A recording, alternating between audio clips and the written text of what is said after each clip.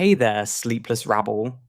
Tonight we're heading to Italy, land of beauty, wine, and apparently unsolved murders. But before we begin, I should probably apologize in advance to every Italian listener out there. Because, yes, we're about to butcher these names badly, and we're going to do it with confidence. So grab a drink, settle in, and let me take over for a while. Because behind the postcards and the golden light of Tuscany lies something darker. A story of obsession, failure, and the quiet kind of evil that hides in bureaucracy. This isn't the glossy version you've seen on Netflix. This is what they left out: the confusion, the contradictions, the ghosts still walking the streets of Florence. This is Napmax Sleep Stories, and you're listening to The Monster of Florence, the truth Netflix didn't show. Let's begin. It always begins too quietly. No thunder, no omen, no blood red moon. Just a soft Italian summer night, somewhere outside Florence, where the air smells of warm dust and cheap cigarettes. The town was called Signa, small, traditional, and slightly claustrophobic. In the late 60s, it was the kind of place where everyone knew who was sleeping with whom, and who pretended not to. Into that restless little world came Barbara Locci, a young woman from Sardinia. Beautiful, provocative, and very aware of it. She had dark eyes, quick laughter, and a reputation that arrived in a room before she did. Her husband, Stefano Mele, was also Sardinian, though the two might as well have come from different planets. He was quiet, suspicious, poorly educated, and unlucky enough to love a woman who refused to play the part assigned to her. Barbara's boredom turned quickly into rebellion. She had lovers, not rumors, not gossip, actual lovers, and Stefano knew it. The entire Sardinian community in Tuscany knew it. People whispered about her at the baker's and the bar, and Stefano walked through town pretending not to hear. By that summer, Barbara's latest affair was with Antonio Lobianco, a 29-year-old mechanic from Prato. Antonio was married too, but that never stopped anyone in this story. They met at the cinema, in cafes, sometimes right under Stefano's nose. Everyone saw it. Nobody intervened. Italy in the 60s was built on secrets. Everyone had one, and nobody thought theirs would get them killed. On the evening of 21st August 1968, Barbara told her husband she was taking their 6-year-old son Natalino to see a film in Florence. Stefano didn't argue. Maybe he was tired. Maybe he didn't care anymore. Barbara met Antonio outside the theatre, her little boy in tow. They bought tickets, watched the movie, and when the lights came up, they drove away together in Antonio's white Alfa Romeo Giulietta. The roads outside Signa were quiet, lined with vines and olive trees. They found a secluded spot, the kind of place couples used when they needed privacy from a world full of neighbors. The car doors closed, the night settled, and the only sound was the low chirp of crickets. Then the gunfire began. 8 shots, fired through the windows with mechanical precision. A .22 Beretta pistol, using Winchester cartridges marked with an H. A detail no one paid much attention to yet, but one that would later haunt every investigator in Tuscany. Barbara and Antonio died instantly. Their son Natalino, asleep in the back seat, woke up to the smell of blood and gasoline. He climbed out of the car barefoot, walked alone through the dark fields for nearly 2 kilometers, and knocked on a stranger's door. "My mummy and her friend are dead in the car," he said. A child delivering the first report of what would become Italy's longest nightmare. When the police arrived, they did what police do best. They chose the simplest answer. A jealous husband, a cheating wife, a family tragedy. The press called it a crime of passion.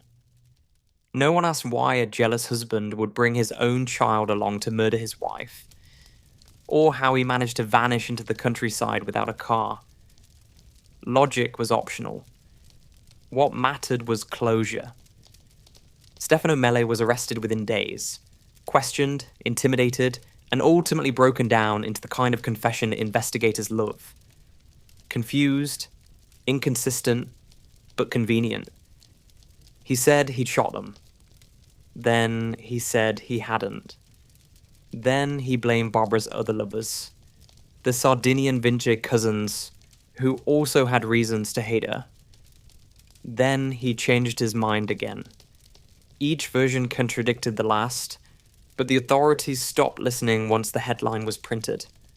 A poor man, betrayed, humiliated, and now confessing. Perfect. He was convicted and sentenced to 14 years in prison.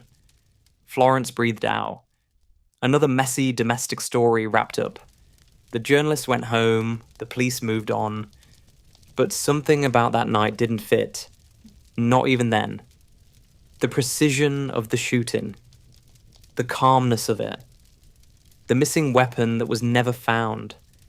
The way the bullets were grouped tightly, like someone who had practiced. And the confession that bent and twisted depending on who was in the room. Still, no one wanted complexity.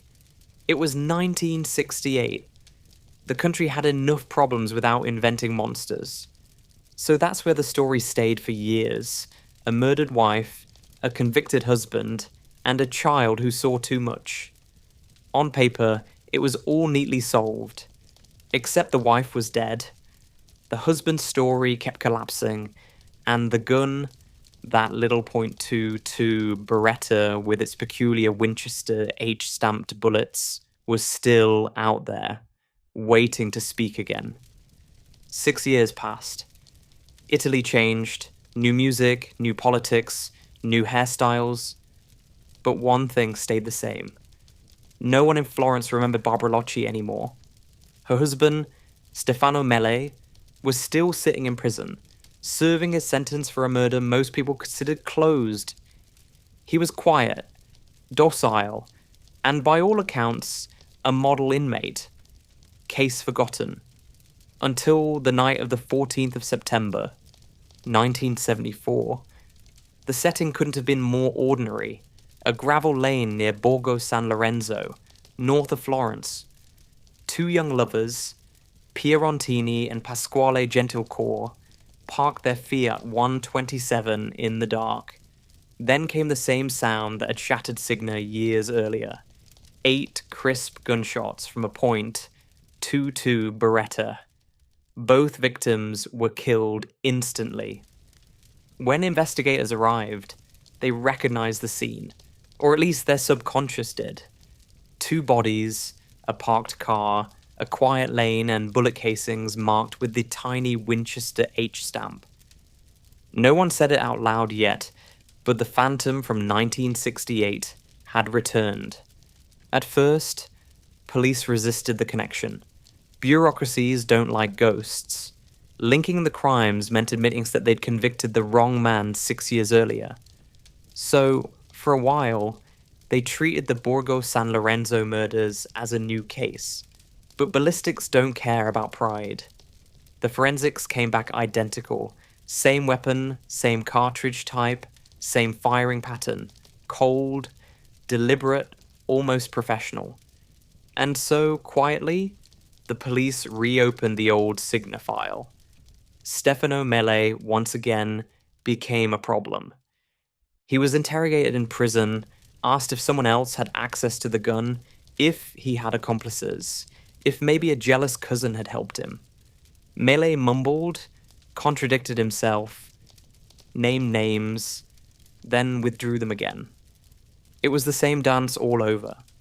The Sardinian circle, men like Salvatore Vinci, Francesco Vinci, and others who'd once courted Barbara, were dragged back into questioning. For months, Florence's newspapers printed their names like a revolving carousel of suspects. And yet, none of them fit. Each had an alibi. and none could explain how a gun locked away since 1968 had reappeared in 1974. Then, in 1978, it happened again. Stefania Pettini and Giovanni Foggi, both young and very much in love, were found murdered in their car near Scandicci. The same gun, the same bullets. But this time, something new. Something uglier. Stefania's body showed signs of mutilation. Post-mortem cuts made with surgical precision. It was no longer just a killer. It was a performance. That changed everything. The investigators, who had spent years convincing themselves the murders were random crimes of passion, were suddenly forced to admit they had a serial killer. And not just any killer, one who stalked couples, used the same weapon, and escalated in brutality. Florence began to whisper a new name, Il Mostro, the monster. By the early 1980s, those whispers became headlines. The Italian tabloids couldn't resist the symmetry. Lovers in cars, summer nights, moonlit vineyards. It was the perfect Gothic postcard, if you ignored the blood. Every few years, the same story repeated. June 1981, Carmela Donato and Giovanni Foggia found dead near Scandicci again. The same stretch of road, same gun, same ritual calm. The investigation sprawled. New teams, new theories, endless press conferences full of cigarette, smoke and frustration. Each time, the evidence pointed to a ghost with perfect aim and no fingerprints. And the pattern deepened. Always couples, always cars, always isolated rural lanes within an hour of Florence. The killer waited until the lovers were distracted, then fired through the windows, fast and precise. He never left tracks. He never took wallets or jewelry. The motive was never robbery, it was control. After the 1978 case, the mutilations grew, always targeting the women. Cold, surgical, deliberate. By 1981, fear had replaced romance. Young Florentines stopped parking in the countryside. Bars near the hills closed early. People who once called it the Lover's Road now called it La Strada del Mostro, the Monster's Road. The police were drowning in theories. Some insisted the killer was a loner, ex-military, maybe a hunter who knew the terrain. Others were convinced it had to be someone from Barbara Locci's old Sardinian circle, as if revenge could stretch across decades. There was even talk of a secret accomplice who held the gun for Mele while he sat in prison, which was as absurd as it sounded. Every time investigators reached a dead end, they invented a new suspect to fill the gap. At one point, they dragged Francesco Vinci out of his house at dawn, waving ballistics charts and speculation. The poor man spent months in custody before the case against him dissolved into thin air. The only consistent character in this story was the gun. The quiet, patient Beretta that kept turning up at every scene, as if mocking them. Florence, of course, reacted like Florence always does, with drama. Some blamed black magic. Others blamed the police. Everyone blamed the press. By the late 70s, the city's cafes buzzed with theories. A jealous ex-lover, a hunter with a grudge, a satanic sect, maybe even someone inside the police itself.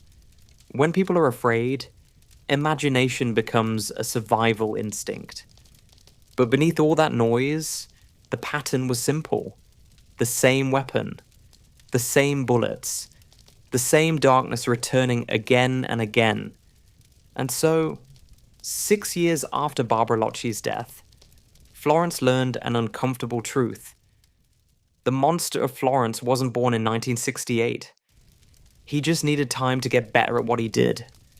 Because by 1981, the murders had evolved into something colder. The gunman had become methodical, confident, almost ritualistic. Each killing felt rehearsed. Each scene carefully arranged.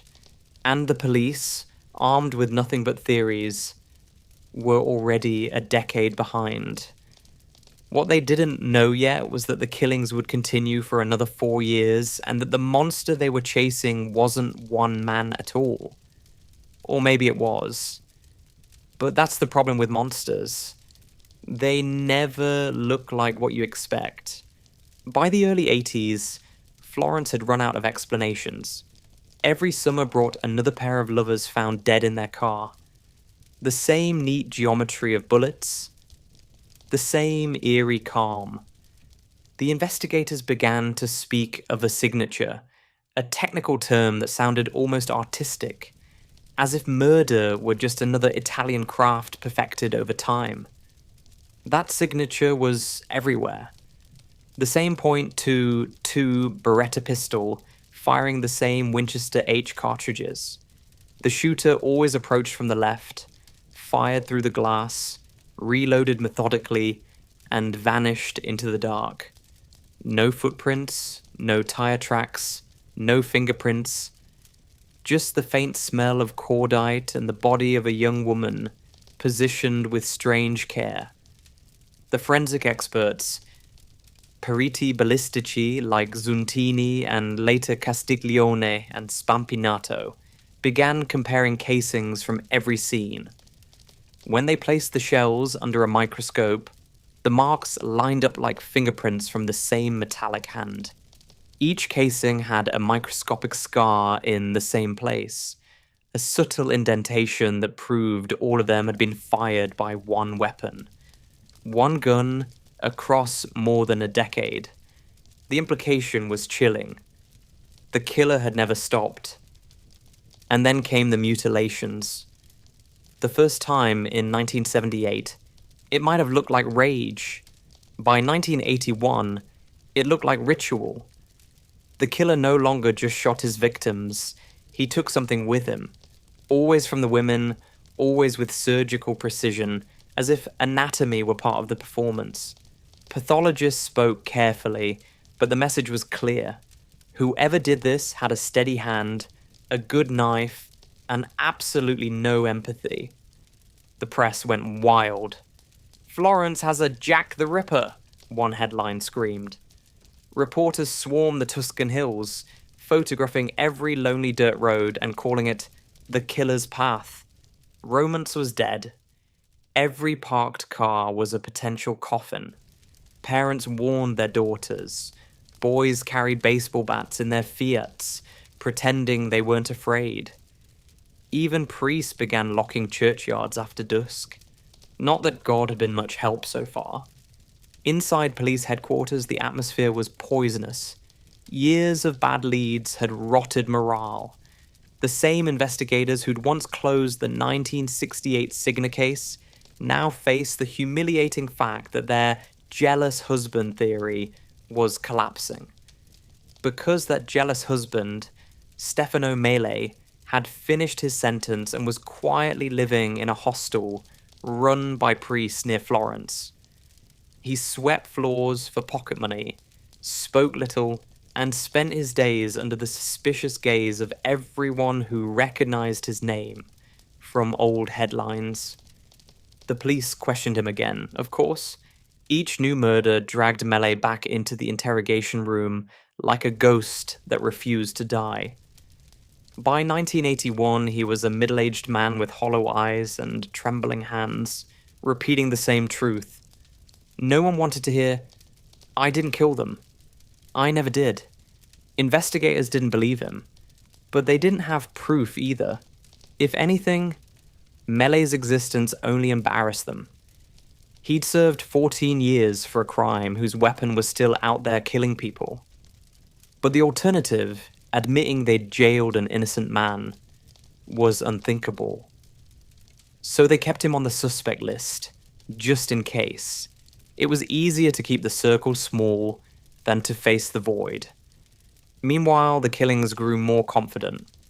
The 1981 Scandicci double murder confirmed that the signature wasn't fading.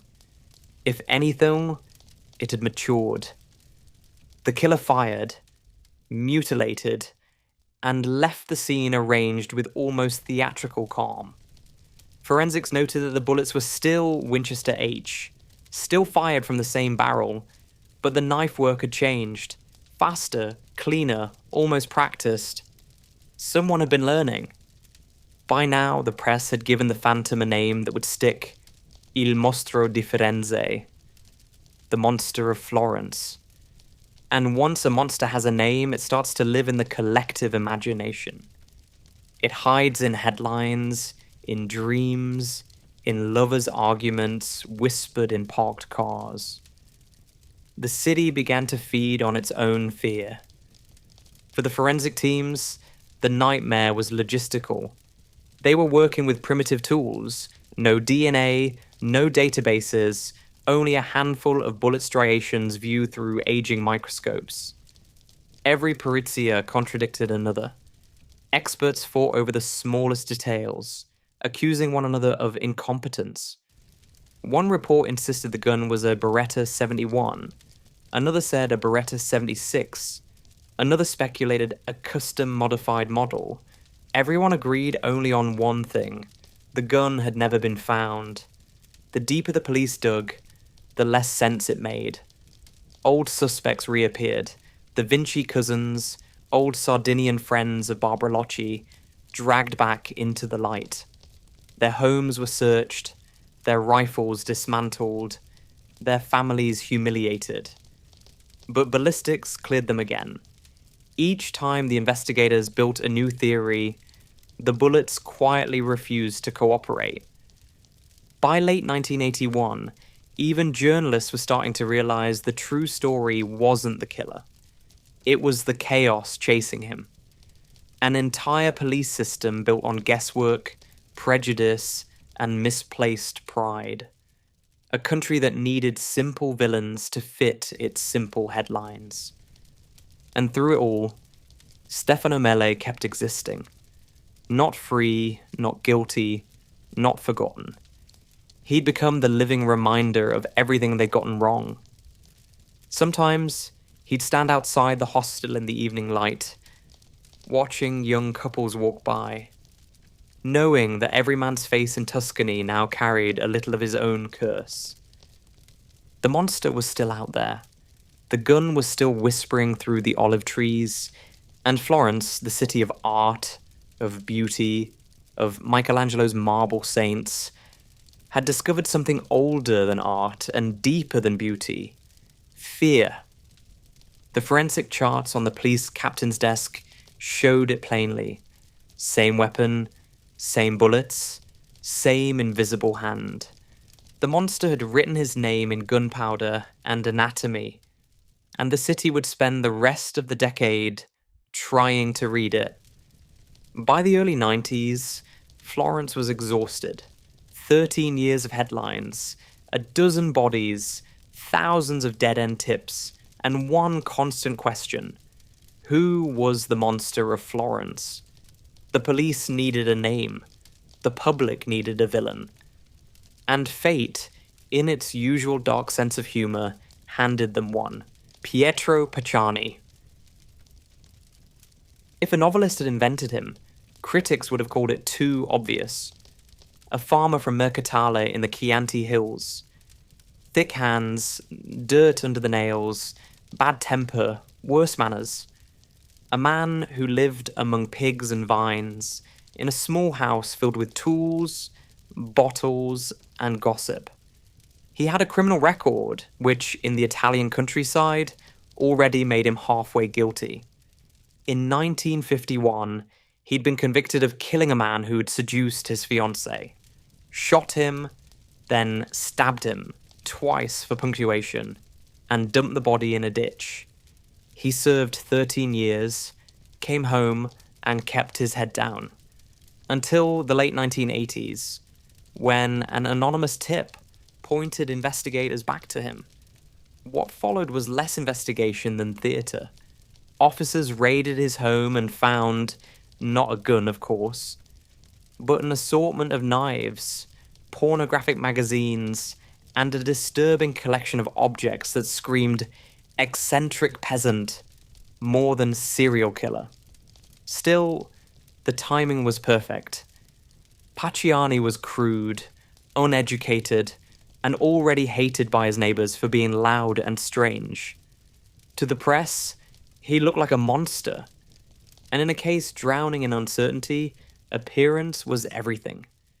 The prosecutors began to weave their story. They argued that Pacciani was the true face of the monster, a twisted peasant who stalked lovers' lanes in his old Fiat, hiding the gun in a toolbox, returning home before dawn to feed his pigs. The evidence was mostly circumstantial. A few witnesses claiming they'd seen his car near one of the crime scenes, and a .22 cartridge allegedly found in his garden years later. Ballistics never confirmed it matched the murder weapon, but that didn't matter. By 1993, Florence was ready for closure. The trial opened in 1994, and it was less about justice than performance art. Television crews camped outside the courthouse, tabloids sold souvenirs, even the word monster was whispered like a brand. Inside, Pacciani sat in the dock, a stocky figure with a red farmer's face, glaring at the journalists who'd already decided his fate. When asked if he was the killer, he growled, "Me? I can't even shoot straight." The room laughed. The prosecutor didn't. Forensic experts testified for weeks, repeating the same mantra. The bullets matched. The pattern fit. The monster had a name. Nobody seemed to notice that none of the physical evidence actually linked Pacciani to the crimes. No fingerprints, no DNA, no weapon. What they did have were stories. Neighbors talking about screams in the night, a daughter's testimony describing violence at home, and a moral landscape in which poor and crude equaled evil. Pacciani, in that sense, was perfect. He was everything the monster was supposed to be. Ugly, violent, rural, and conveniently alive. When the verdict came in, the courtroom gasped. Guilty. 14 murders. Life sentence. The monster, finally caged. Florence celebrated. The newspapers printed victory banners, and the city exhaled for the first time in decades. But beneath the applause, cracks were already forming. His defense appealed. The appellate judges, far from the cameras, quietly dismantled the entire case. No direct evidence, no reliable witnesses, contradictions everywhere. They called the original trial a castle built on sand. And in 1996, Pietro Pacciani was acquitted. The monster was loose again, or perhaps had never been caught at all. The reaction was pure chaos. Some newspapers accused the judges of cowardice. Others insisted on conspiracies, that powerful men were protecting the real killer. The police were humiliated. The public, furious. So when the Court of Cassation later ordered a retrial, Florence tried to hold its breath for one last performance. But it never happened. In February 1998, before the new trial could begin, Pietro Pacciani was found dead in his home, lying on his bed, fully dressed, with his television still on. Heart attack, they said. Or maybe suicide. Or maybe something else. No one really wanted to know. He took his secrets, his innocence, or his guilt with him. And that might have been the end. A tragic, messy Italian ending, if the story had stopped there. But within months, investigators unveiled a new chapter. One that made even less sense than the last. They called it I compagni di merende, the snack companions. Two aging peasants who supposedly hunted couples with Pacciani for fun. It sounded insane. But in Florence, insanity had become routine. If the story of Pietro Pacciani sounded like a tragic play, the next act turned it into farce, because just when Florence thought the monster was dead and buried, the police announced they'd found his friends. They called them the Snack Companions, an insult disguised as a nickname. two aging farmhands from the same Chianti countryside where Pacciani had lived, Mario Vanni and Giancarlo Lotti. Old men, barely literate, half-deaf, smelling of tobacco and diesel, the kind of neighbours who talked too much at the bar and believed every rumour they heard. According to prosecutors, these three rustic souls had spent years hunting couples together, creeping through the vineyards with flashlights and pistols, then celebrating their kills with wine and sandwiches. It sounded like something out of a bad pulp novel. But in the vacuum left by Pacciani's acquittal, the idea spread like wildfire. The story began with Giancarlo Lotti, a timid, nervous man who could barely string a sentence together. In 1994, he was questioned as a witness, not a suspect. Then, something strange happened. After hours of pressure, he began to agree with whatever the police suggested. First, he said he'd heard about the murders from Pacciani. Then, he said he'd seen one. Then, he said he'd helped. By the third interrogation, he was describing entire scenes in vivid detail. Where the car was parked, who fired the gun, how they divided the tasks. The investigators wrote everything down as if it were gospel. They finally had a confession. Sort of. But even on paper, it didn't make sense. Lotti's descriptions didn't match the forensic evidence. He placed the wrong victims in the wrong cars, confused dates, even forgot which weapon had been used. Sometimes he blamed Pacciani, sometimes Mario Vanni, sometimes both, sometimes neither. It was less a confession than a fever dream recorded on official stationery. Still, prosecutors built an entire case around it. Mario Vanni, a retired postman with a drinking problem, was dragged into custody. He denied everything but didn't help himself by being rude to reporters and quoting scripture. The press had a field day. The monster had become a trio. The village idiots turned ritual killers. In 1997, Pacciani's sudden death only made things worse. With their alleged leader gone, the other two were easier to blame. The police could finally claim victory again. Yes, the monster was a group all along. The trials began in 1998 and quickly devolved into absurdity. Lotti stumbled through his testimony, contradicting himself every 10 minutes. At one point, when asked why they killed, he said, "We went to have fun with the girls." The courtroom gasped. The judges frowned. But nobody could tell whether he was confessing, rambling, or trying to please his interrogators. Forensics once again had nothing solid. No murder weapon, no DNA, no fingerprints. Just one terrified man talking in circles, and another shaking his head in disbelief. And yet, unbelievably, it worked. In 1998, both men were convicted of 4 of the double murders. Lotti received life in prison. Vanni got life plus 10 years. The judges called the evidence confused but credible. It was perhaps the most Italian phrase ever written in a legal document. By the time the final appeal reached the Supreme Court in 2000, Florence had stopped celebrating.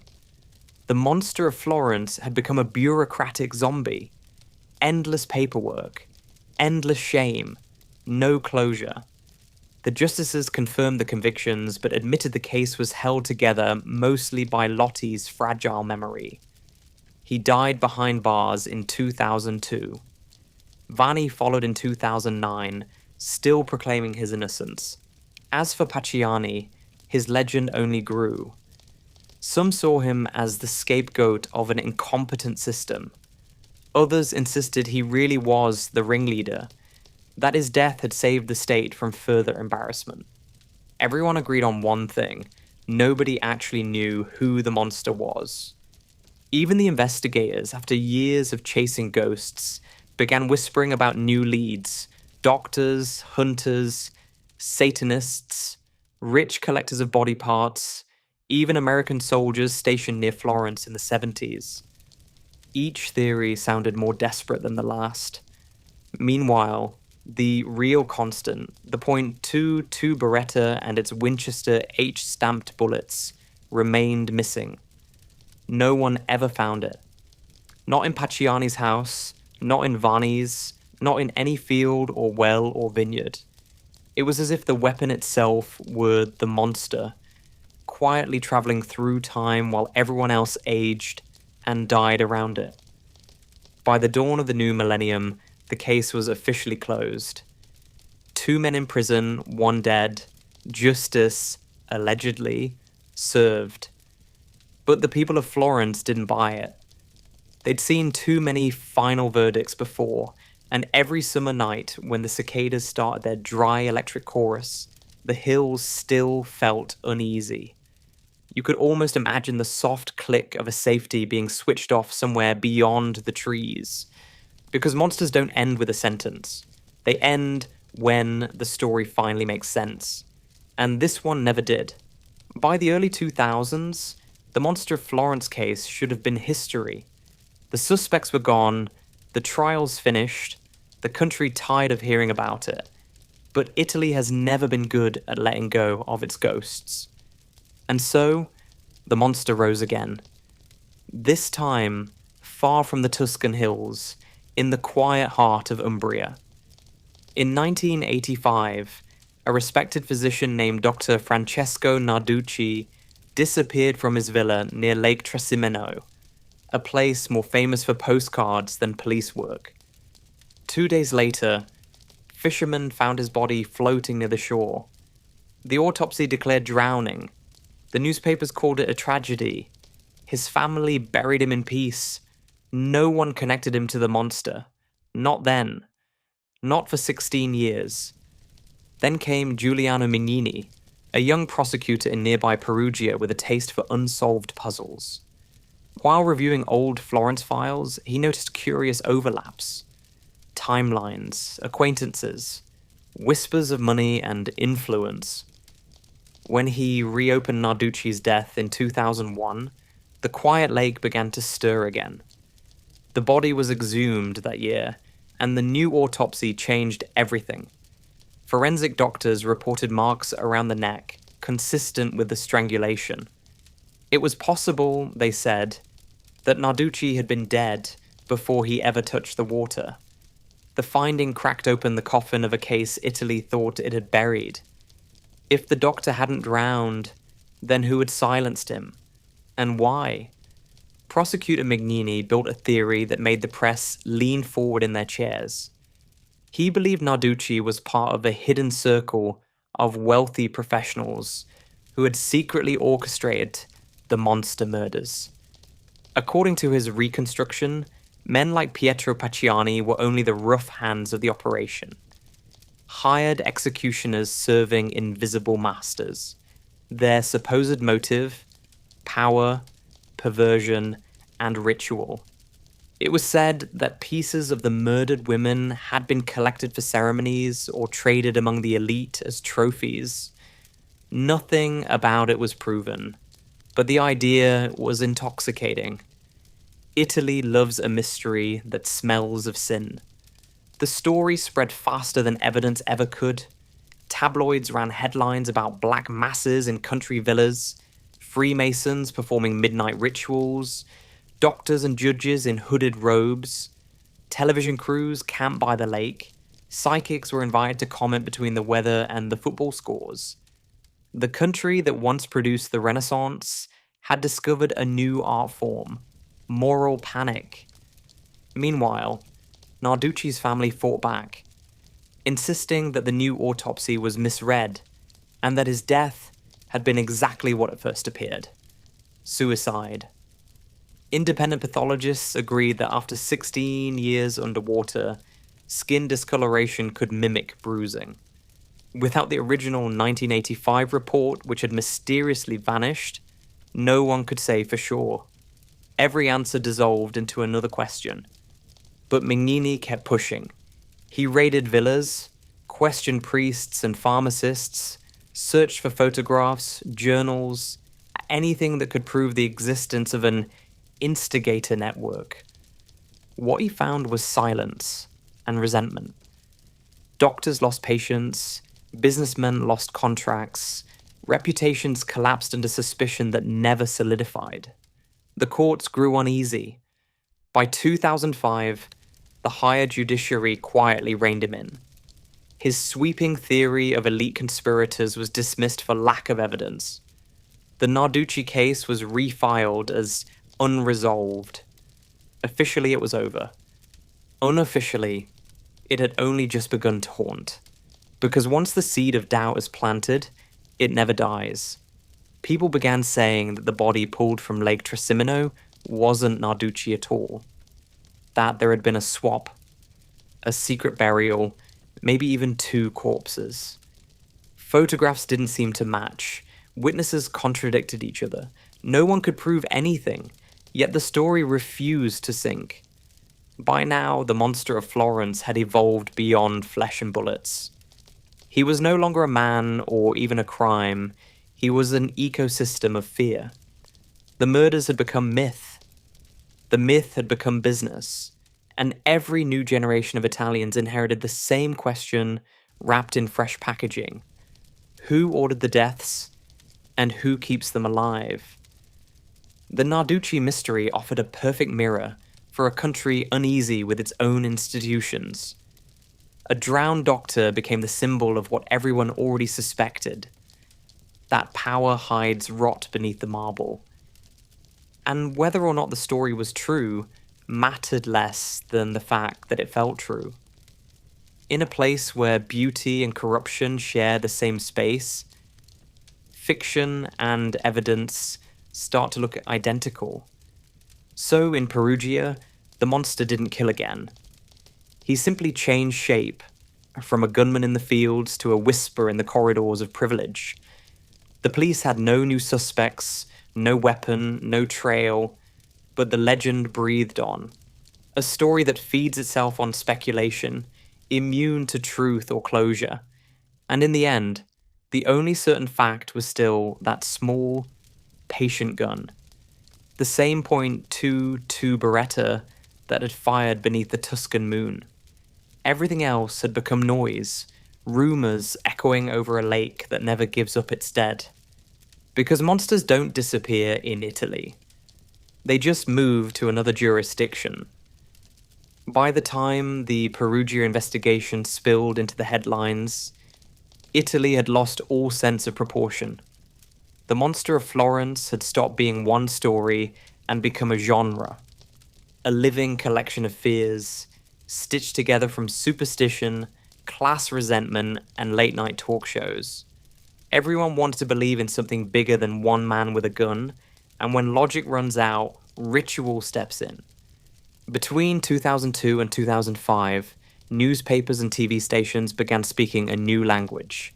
Black masses, secret orders, occult sacrifices. Every week brought another theory, sometimes whispered, sometimes shouted. According to prosecutors, there existed a circle of initiates, wealthy professionals who allegedly financed or commissioned the killings. Others expanded the myth even further, claiming there was a market for body parts used in magical rites, a hidden trade running from Florence to Perugia and beyond. It sounded medieval, and perhaps that was the point. Italy has always preferred its villains in robes. Journalists swarmed every village rumored to have a ruined chapel or a missing altar stone. Farmers were questioned about strange bonfires. Priests were asked if their holy water had ever been stolen. Some of the same forensic officers who had once argued about bullet marks now found themselves analyzing melted wax and bits of fabric, trying to decide whether they were evidence of witchcraft or just leftovers from a picnic. The press didn't care which. Satan in the hills, one headline declared. Florence's killers worshipped evil, said another. By then, accuracy was just a detail. The public, already conditioned by years of unsolved horror, swallowed everything. If the monster couldn't be caught, at least he could be explained. And the idea of dark rituals, of ordinary men transformed into beasts by secret ceremonies, gave shape to an anxiety that had been building since the first shots in 1968. Fear always demands symmetry. When crimes are senseless, the explanation must be grand. Yet inside the police archives, reality remained disappointingly small. No occult books, no altars, no recordings of rituals, just more copies of the same ballistic reports, the same old casings, the same weapon nobody could find. But once the idea of Satanism entered the bloodstream, it couldn't be flushed out. Suddenly, every murder across Italy had to be re-examined for ritual elements. Teenagers caught with candles were treated like cultists. Fortune tellers were interviewed as experts. The monster of Florence had become a national template for moral panic. Ironically, many of the people pushing these theories believed they were defending morality. They saw the killings as proof of a spiritual sickness spreading through modern life. Pornography, materialism, the collapse of faith. What they really diagnosed was their own reflection, a country terrified of its changing self. And while politicians promised renewed vigilance, the real work, the hard, boring forensic work, froze under the weight of hysteria. Behind the noise, the original families of the victims faded from view. Parents grew old, evidence degraded in dusty drawers, memories blurred. The focus had shifted from the murdered to the myth. Italy wasn't trying to solve a crime anymore. It was trying to exorcise a feeling. By 2006, the frenzy had burned itself out. The supposed ritual network dissolved in courtrooms. No one was convicted. The grand theories evaporated as quickly as they had formed. But the damage was permanent.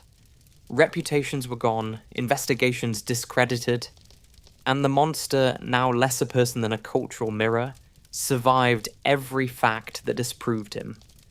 What began as forensic failure had mutated into folklore, a collective hallucination with a body count. Because when a mystery refuses to end, people start building a religion around it. And that's what happened in Florence and Perugia and every small town in between. A transformation from evidence to faith. The monster became the devil, the victims became offerings, and Italy, once again, found itself praying for redemption in a story it couldn't stop telling. After decades of rumors, rituals, and televised theories, what remained of the Monster of Florence case was a stack of paper, brittle, yellowed, and contradicting itself on almost every page. Each report tried to be definitive. None of them were. And somewhere in those contradictions lies the real tragedy. The forensics never lied, but nobody listened to them. Let's start with what is known. Every confirmed attack from 1968 to 1985 was carried out with the same point, .22 caliber Beretta pistol, firing Winchester bullets stamped with a tiny H. That much was proven by ballistics beyond any doubt.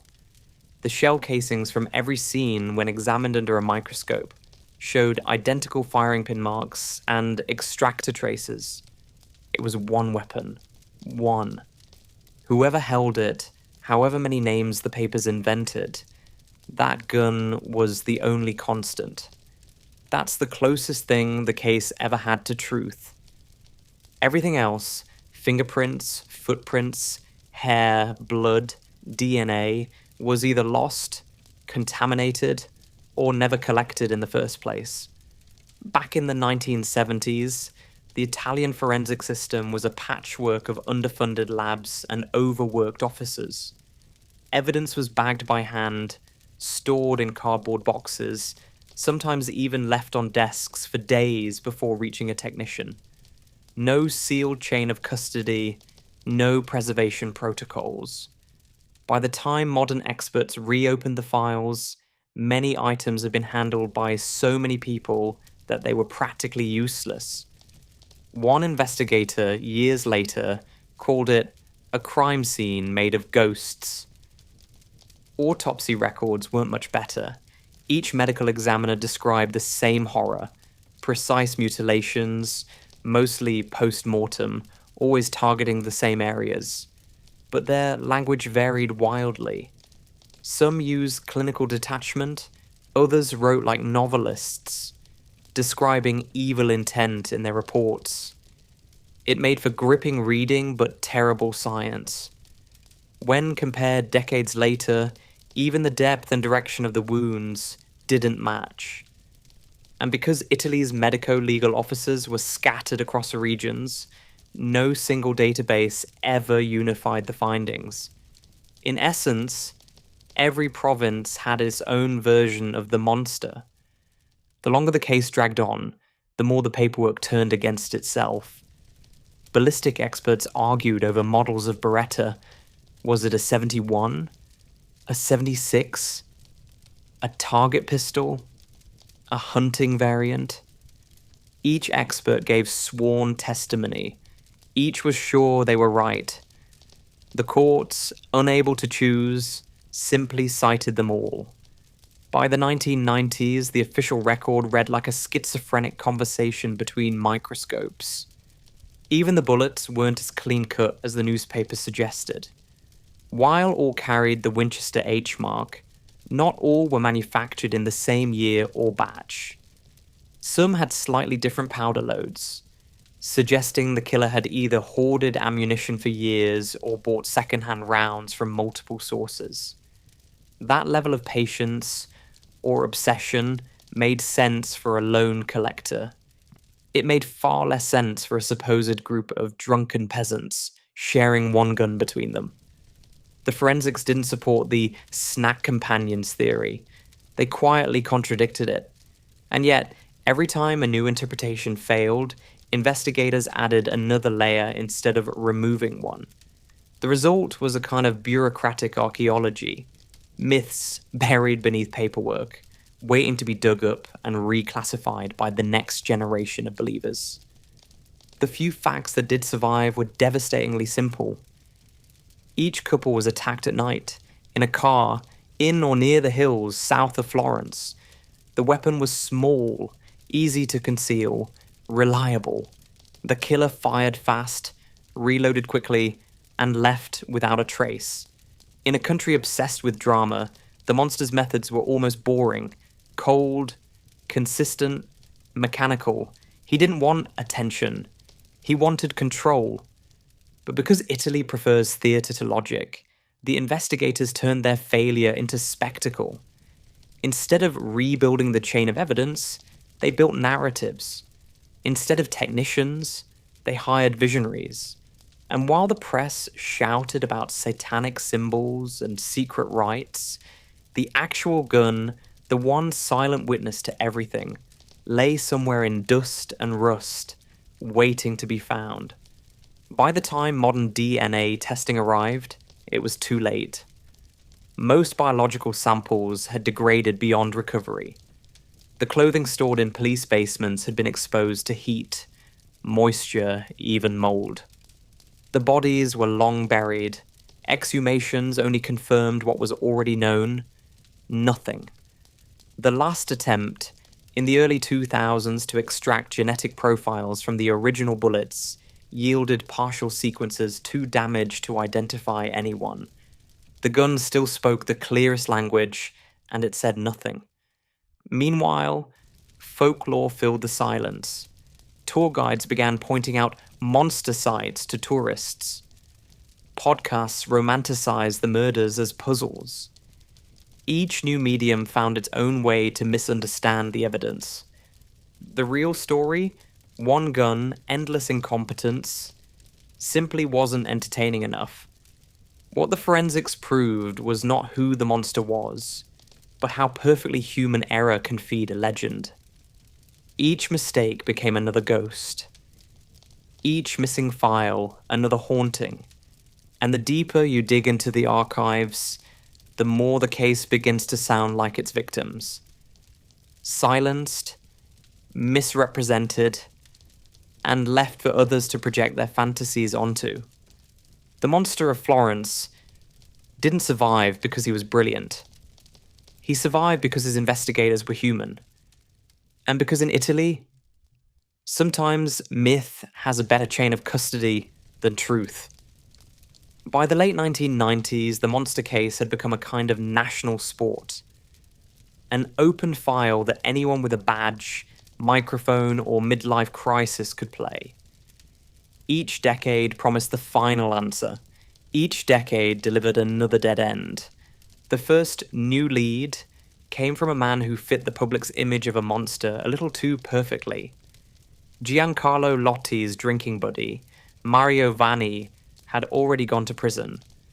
But in the years after his death, old files hinted that someone else had hovered nearby. A retired postal worker named Salvatore Vigilante. He was eccentric, fond of guns, and had once bragged that he knew things. In Italy, that's practically an arrest warrant.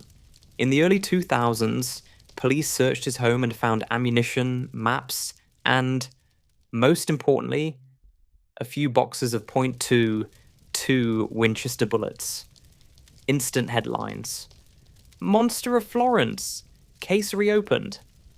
Forensic testing showed that the cartridges were indeed the same brand used in the murders, but not the same batch, not the same age, not the same microscopic markings.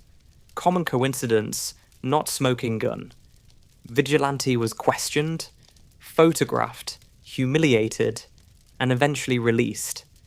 He lived out his life as the latest victim of Italy's favourite ghost story. But that didn't stop the machinery. The mid-2000s saw a forensic revolution.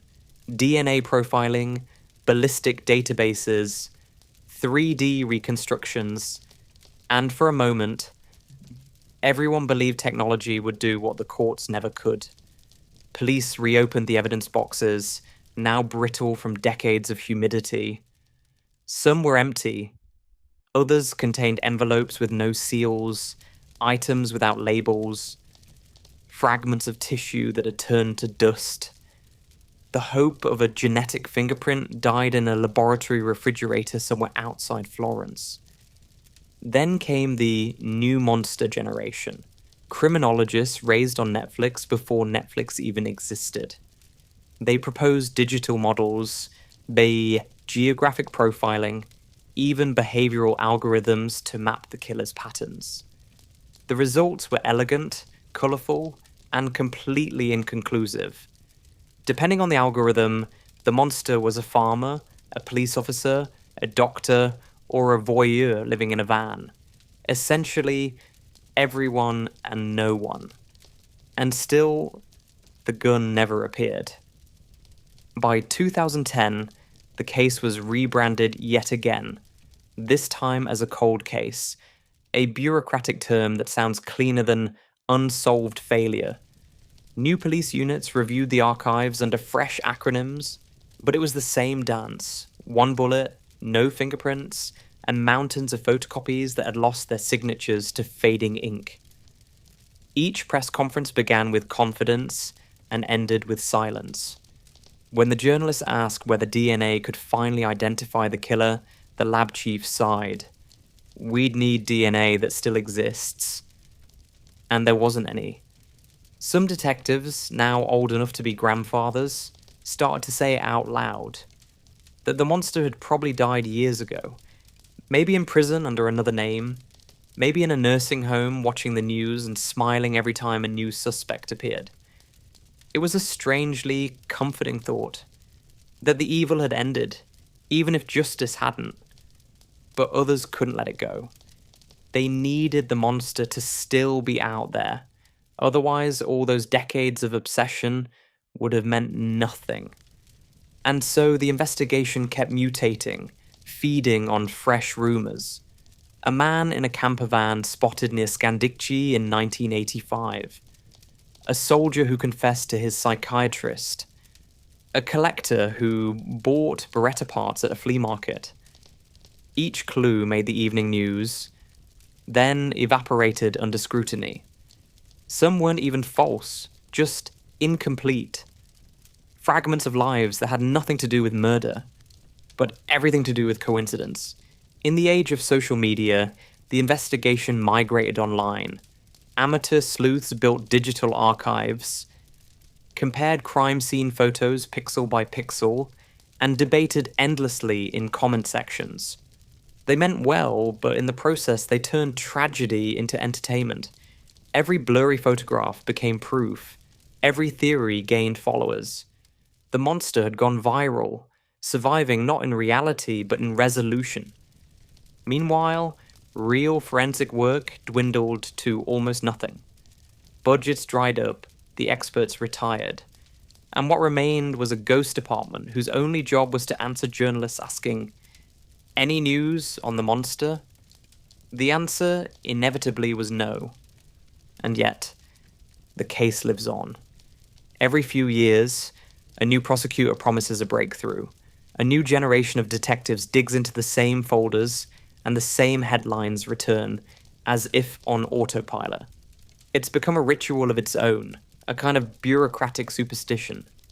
No one truly expects to solve it. They just don't want to be the one who stops trying.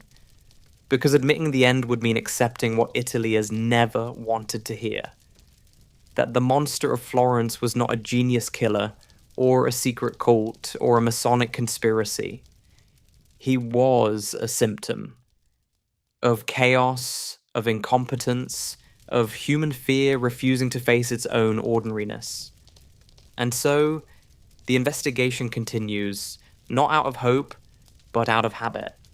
The gun is still missing, the files are still incomplete, and Florence, every summer, still looks over its shoulder whenever a car parks too long at the edge of the woods. Because you can close a case file, but you can't close a legend. By 2025, the monster of Florence was no longer a file in an archive. It was intellectual property. Decades of rumors, headlines, and contradictions had hardened into legend. And that legend had finally been optioned. When Netflix released its miniseries, it sold the same promise every retelling does. The truth at last. But truth has never streamed particularly well. The series begins exactly where it should. 1968. A summer night. A car parked in the dark. Barbara Locci and her lover, Antonio Lobianco, are killed, while her little boy, Natalino, sleeps in the back seat. And then, enter Stefano Mele. He's not a background detail this time. He's the gravitational center. The jealous husband, humiliated and trapped in a small Sardinian community on the outskirts of Florence. The show lingers on him. The suspicion in his eyes, the gossip in the bar, the quiet collapse of a man who becomes convenient to blame. It's excellent television. And to be fair, that part is real. Mele was arrested, tried, and convicted for his wife's murder. He served time while the city exhaled, believing the nightmare was over. Then the series plays its ace. Years later, the same pistol fires again. Another couple, another car, the same Winchester H bullets. Suddenly, Mele, still in prison, can't possibly be the killer. The story flips, and the audience is hooked. This, too, reflects reality. Ballistics did link the later crimes to the first, and Mele's guilt could never explain what followed. Where the series departs from fact is in what it chooses not to show. The endless procedural chaos, the changing prosecutors, the mountains of contradictory evidence that no director could fit into 6 episodes. On screen, the investigation feels linear.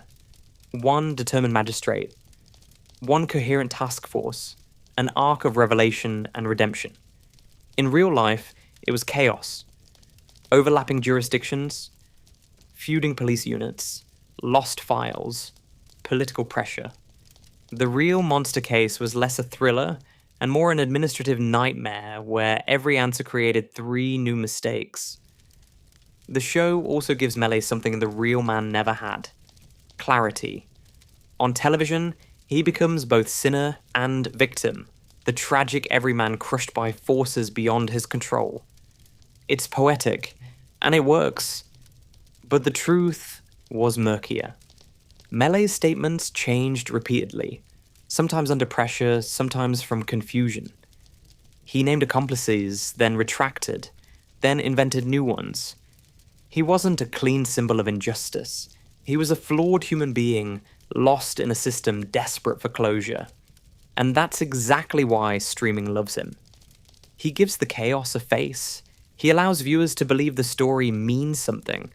That if you look hard enough, motive and morality will appear like subtitles at the bottom of the screen. But the real case never offered that luxury. What Netflix also trims away are the contradictions that make the story unbearable. It doesn't linger on the ballistic reports that disagree with one another, or on the evidence that vanished, or on the investigators who died still doubting their own conclusions. It skips the part where the courts overturned verdicts, where witnesses contradicted themselves, where public hysteria drowned out science. All the messy human details that make the monster case what it truly is, an autopsy of failure, are replaced by clean edits and melancholy violins. And yet, the series succeeds in a way the police never could. It gives people what they crave: resolution. A shape, a narrative, a kind of emotional punctuation mark. It turns 40 years of confusion into 4 episodes of catharsis. Every shot perfectly framed, every truth conveniently ambiguous. The hills of Florence glow golden at sunset. The final gunshot echoes over vineyards, and somewhere in the darkness, the mystery feels solved enough. But the real Florence doesn't glow like that. Its police archives are grey, its evidence mouldy, its ghosts still talking. The weapon was never found. The case remains unsolved. And no algorithm, however clever, can render chaos into clarity. Netflix gave the world a beautiful lie, not a malicious one, just the kind required by storytelling. Because viewers don't want the truth. They want closure that looks like truth. They want the monster to make sense. And when he doesn't, they'll stream another version until he does. Florence never forgets. By day, it's the postcard city. Marble, espresso, and tourists chasing sunlight through narrow streets. But when night settles over the Arno, the air changes. The cicadas fade, and the hills start to hum with stories no one quite stops telling. The monster's long gone, they say. The suspects are dead, the gun is missing, the files turn to dust. And yet, people still glance at parked cars when they drive past the olive groves. Still lower their voices when the summer wind blows from Scandicci. Because some crimes don't end, they just soak into the ground. Every decade, someone claims to know the truth. A new theory, a new book, a new face on a screen. But Florence doesn't need more explanations. It already understands that beauty and blood can share the same streets, that evil here never roared, it whispered. So the legend stays.